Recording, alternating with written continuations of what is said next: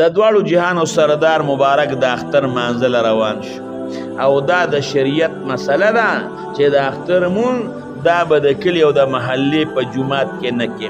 دا به بار کې بلکې دور مختار لیکلی دی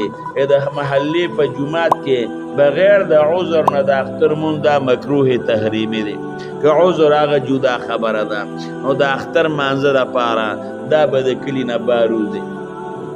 نو د دواړو جهانو سردار مبارک د کلي نه بار روان شو د اختر منزل روان شو چې په لاره باندې د دواړو جهانو سردار مبارک تیرېده ماشومان یې ولیدل هغه ماشومان لګیا دي لوبې کوي او پاکې او خشته نوې جامې یې چولې وې سرونه یې غوړ کړي دي ګومنس کړي دي او لوبې کوي او د دواړو جهانو سردار مبارک چې مدینه منورې ته راغی نو خلکو به پکې خوشحالي کوله پاک پیغمبر مبارک وی داسې دي او یره وی د الله رسول دا یو 2 ورځې نیروز او مهرجان چې په دې کې موږ خپلې خوشحالۍ کوو د دواړو جهانو سردار مبارک ورته وی دا رب العالمین تاسو له په نور ورځو باندې بدلې کړې یو د رکوټې اختر ورځ او یو د غټ اختر ورځ په هغې باندې به خوشحالۍ کوئ نو ماشومان هغه خپلې لوبې او خوشحالۍ کوي د دواړو جهانو سردار مبارک په هغې ماشومانو تیر شو چې ماشومانو د دواړو جهانو سردار مبارک ته وکتل زر یې په رسول الله مبارک باندې سلامونه دی وړو واچول رسول الله مبارک ول سلام جواب ورکړ او پاک پیغمبر مبارک ته مخکې روان شو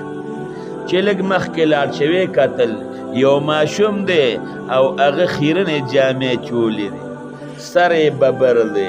او ډیر زیات پریشانه حالت کې او د خفګان په حالت کې ناست د دواړو جهانو سردار مبارک ورته وایي بچی دا ولې خفې تا ولې نوې جامې نه دي اچولې ولې خفه ناستې ته د دې ماشومانو سره دا لوبې ولې نه کې د دواړو جهانو سردار مبارک ته وایي د الله رسوله زه د مدینې منورې یتیم یم زما پلار نشتا نارمان که نن زما پلار جمدی وی نو زما پلار به مال یو نوې جوړه اغشتې وه هغه جوړه به ما ته نن مور اچولې وه زه به مور لامبولی وم ماله به مور سر غوړ کړی و ما ته به مور ماله سر ګمنس کړی او ما ته به مور نوې جامې اچولې وې نن به زم خوشحاله وم د دې ماشومانو سره به مې لوبې کولې نو د الله رسوله پلار مې کم د جامې راله سو کړی د دواړو جهانو سردار مبارک یا د اختر منزل روان او یې هغه ماشوم د ګوتې نه ونیو ورته وایي راځه رسول الله مبارک هغه ماشوم ځان سره کور ته راوست حضرت عایشې رضی الله عنها ته وایي عایشې هغې ورته لبیک یا رسول الله د الله رسوله حاضر یم وایي په خپلو لاسو باندې دا ماشوم ولامبوه هغه ماشوم عایشې رضی الله عنها په خپلو لاسو باندې ولامبوه او د دواړو جهانو سردار مبارک د خپل وجود نه صادر لرې کړ او هغه صادر یې په منځ باندې 2 ځایه که 2 ټوټې یې که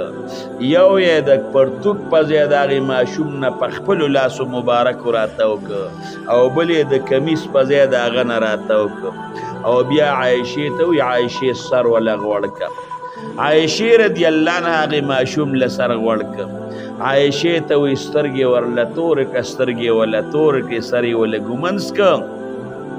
ماشومان خو نوې جامو ته خوشحاله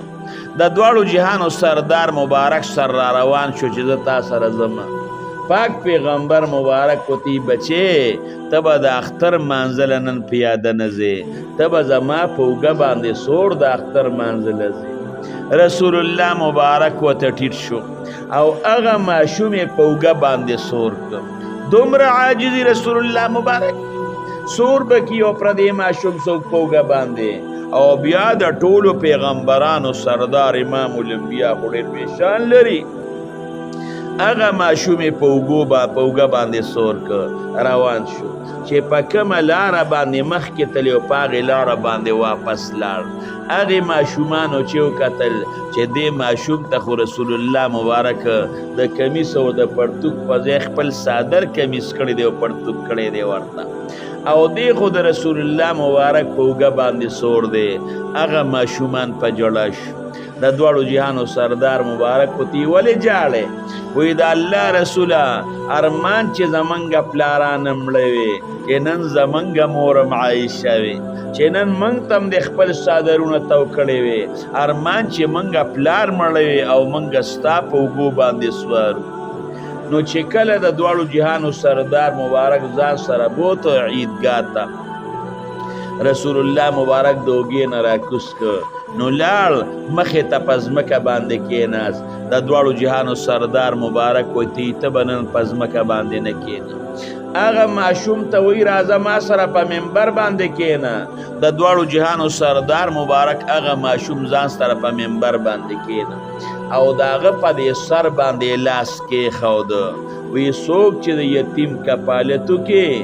او د مشقت د محبت او د شفقت د وجې نه د هغه په دې سر باندې لاس کیږي او راکاږي وی د ده لاس لاندې چې څومره ویښته رالل دومره به رب العالمین د انسان له نیکۍ ورکړي